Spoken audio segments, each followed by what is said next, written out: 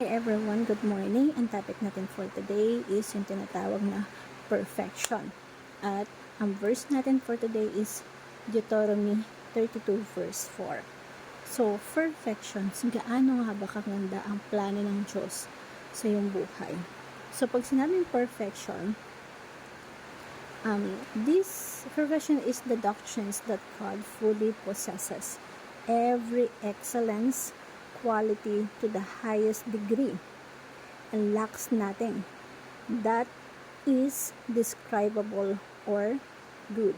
He is perfectly holy, perfectly wise, perfectly loving, perfectly just, without flaw, without deficiency, without change.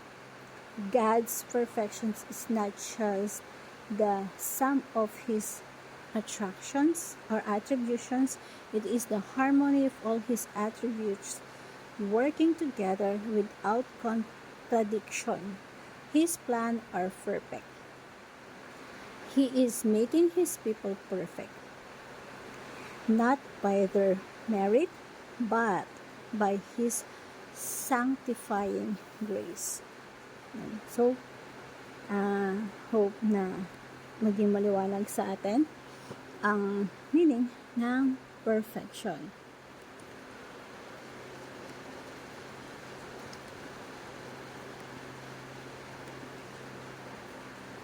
So, sabi dito sa Deuteronomy 32:4, the rock, his work is perfect.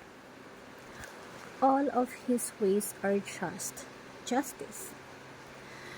A God of faithfulness and without iniquity, just and upright is He.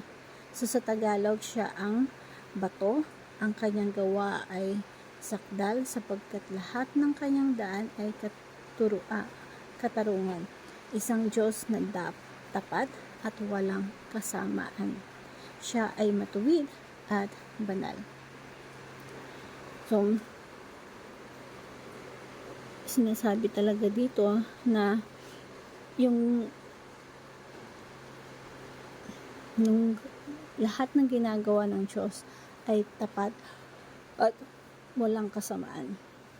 Dito in first teaching natin is God is perfectly good and altogether lovely. Ibig sabihin, walang bahagi ang Diyos or katangian ng Diyos na masama. Kaya pwede natin pagkatiwalaan ng Diyos, pwede natin ibigay yung buhay natin, pag-alayan ng buhay, na ipagkatiwala natin lahat sa Kanya. Because ang Diyos natin ay mabuti. Wala namang isang imperfection sa Diyos or kahit konting blemish or kapangitan or something na masama sa Diyos. He is all good and altogether loving. Walang katangian ng Diyos na hindi kamahal-mahal. Ang Diyos ay kamahal-mahal sa lahat ng aspeto. Kahit saan natin yung tingnan. Yan. Kaya yung Diyos natin, ang plano ng Diyos is maging perfect talaga. And God is perfect in wisdom and power.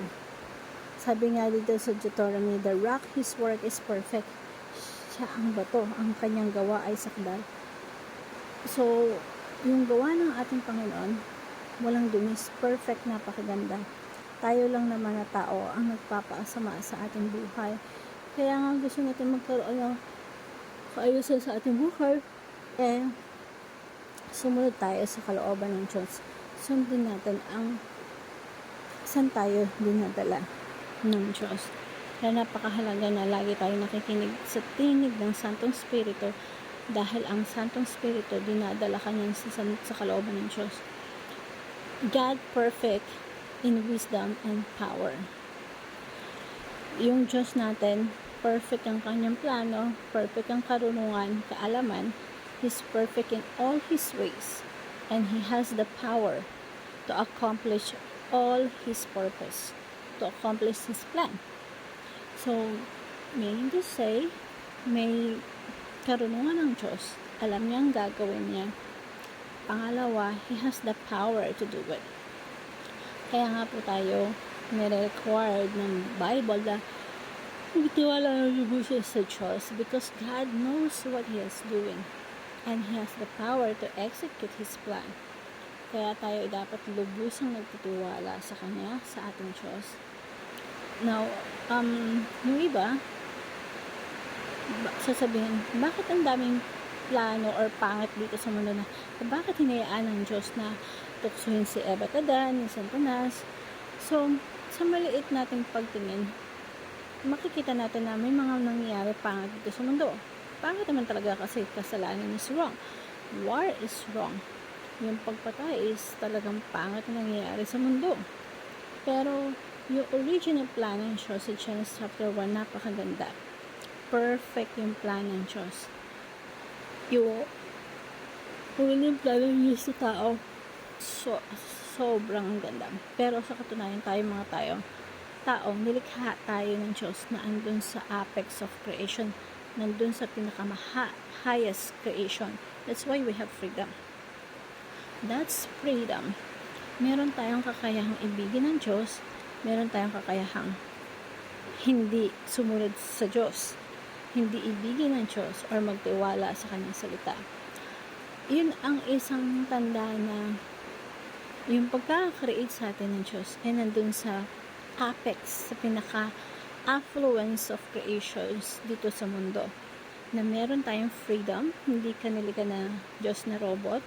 At because of that freedom, mas pinili ng tao na humiwalay sa kalooban ng Diyos. Pero, napakaganda pa rin ang plan ng Diyos. Perfect pa din ang pag-ibig ng Diyos sa atin, sa mga imperfect people. Kung iisipin mo, God has a perfect love for imperfect people. To the point na sending His Son, the Lord Jesus Christ, to redeem us from our sins. Para ibalik tayo mula sa pagkakarebelde na ginawa natin laban sa Diyos. Pero ibinabalik pa rin niya tayo. Mali lang minsan kasi napakawas lang tayo sa pangit, sa problema, sa kagulan. But the end of it,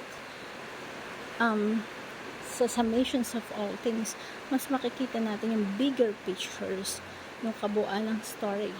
At doon natin makikita na si God, His plan is perfect.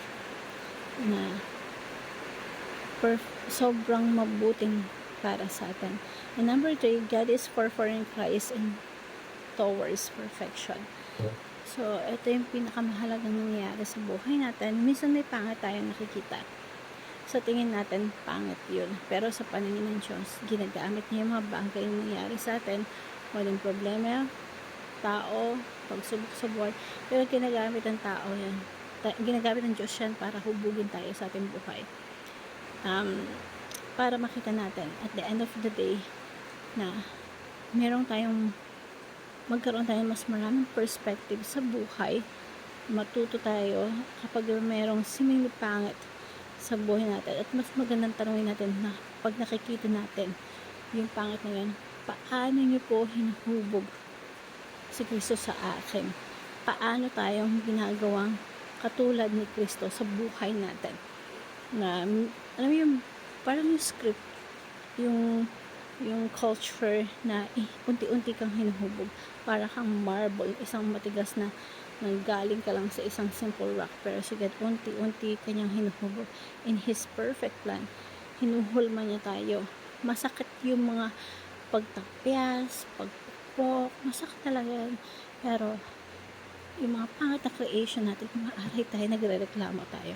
Pero, mas magandang tanongin natin, Lord, isa bang paraan yun para mahubog si Kristo sa pagkatao ko at maging katulad niya ako or sa aking pananalita, sa aking pag-uugali or pananaw? God forming Christ in us towards perfection. Kasama yun sa plano ng Diyos. At yung application sa life natin, number 1, worship God and be like God. Yung problem sa Deuteronomy, yung mga tao is, mga Israelita, samba ng samba sa mga Diyos-Diyosan. In fact, dito nga sa Deuteronomy, maraming nagawang pagkakamali, diba? Pero sabi dito sa Psalms 135, 15 to 18, The idols of the nations are silver and gold, made by human hands.